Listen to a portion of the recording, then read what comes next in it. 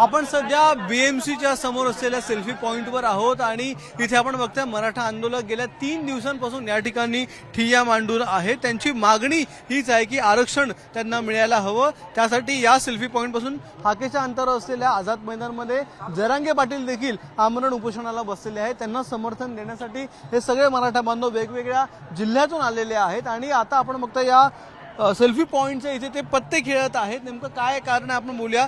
Sir काय सांगाल, पत्त्याचा डाव मांडला गेलेला आहे। आमच्या मराठा आरक्षणाच्या अनुषंगाने आम्हाला मागील 35 ते 40 वर्षामध्ये अनेक सरकार या ठिकाणी आले आहे। ते काँग्रेस असेल, राष्ट्रवादी असेल, बीजेपी असेल, सेना असेल, यामध्ये आमचे मराठा आमदार खासदार आहेत।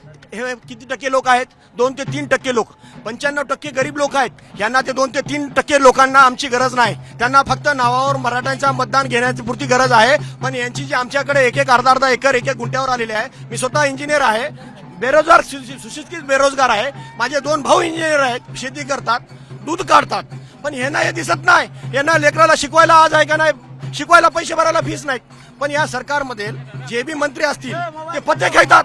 पण इथे एवढा मोठा आंदोलन चालू आहे। महाराष्ट्रामध्ये मूक मोर्चा झाला, मागील 35 वर्षापासून आंदोलन चालू आहेत। आमचे संघर्ष योद्धा मनोजदादा जरांगे पाटील अनेक वेळा आंदोलन केले आणि आंदोलन दडपण्यासाठी लाठी चार्ज करून आमच्या माया बहिणीचे डोके फोडले यांनी।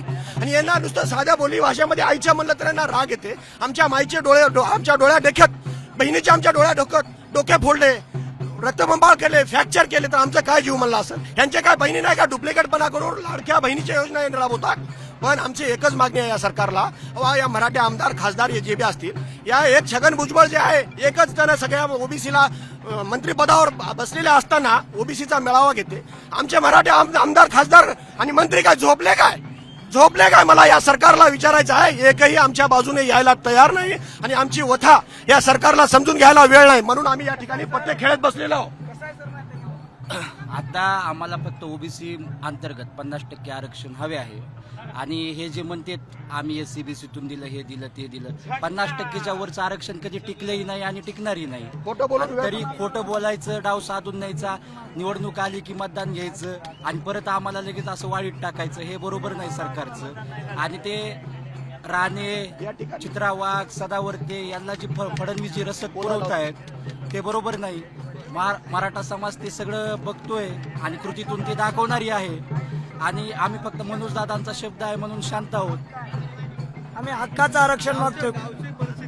आज गावामध्ये सर कसं आहे माहिती आहे का, पाटील पटवरी कोणी राहिलं नाही। आम्ही गरीब झालो, मराठा आज वंचित झालाय। गावात खायला नाही, 2-2 एकर जमिनी होत्या आमच्या पहिल्याच्या वाडवडिलांनी विकून खाल्ले। आम्ही आज रस्त्यावर आहे। आमच्या गावामध्ये, आमच्या तालुक्यामध्ये, निलंग्यामध्ये, लातूर जिल्ह्यामध्ये निलंगा तालुका आहे, कमीत कमी 50 बळी महिन्याला जातात शिकून लेकरं। IT कंपनीमध्ये नोकऱ्या मिळत नाही, कुठे कामाला मिळत नाही, कुठे जॉब मिळत नाही। एवढी हाल आहे ना मराठ्याची गाव पातळीवर, कोण बघाय तयार नाही। सगळीकडे मराठ्याला या ठिकाणी पाय धुळीत घातला जाते। आम्ही 2 वर्षाला आरक्षण मागतोय।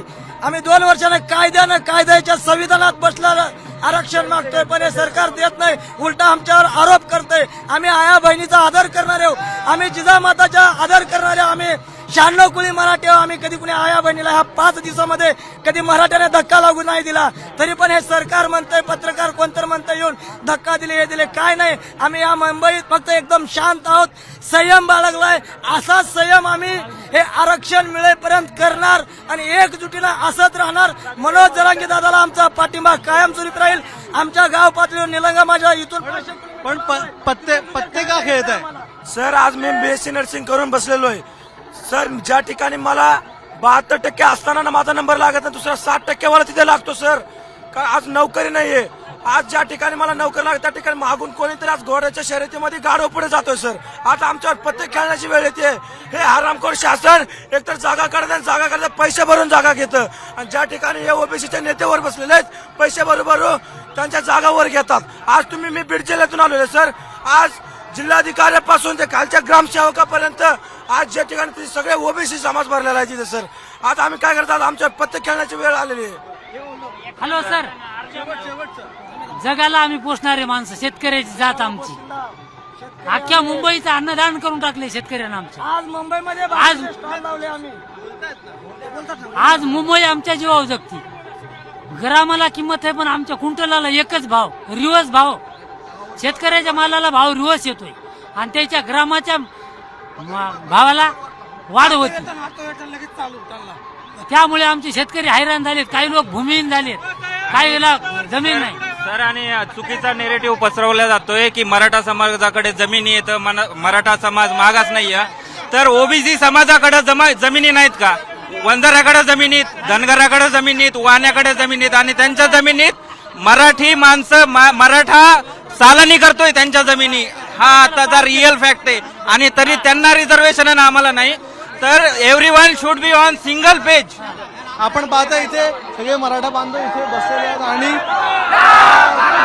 पत्ते खेळून सरकारचा निषेध या ठिकाणी जे व्यक्त करत आहेत हे सगळे मराठा बांधव अजूनही हे सेल्फी पॉईंटच्या इथे जमलेले आहेत. कॅमेरामन विनय मुंबई. एबीपी माझा, उघडा डोळे बघा नीट.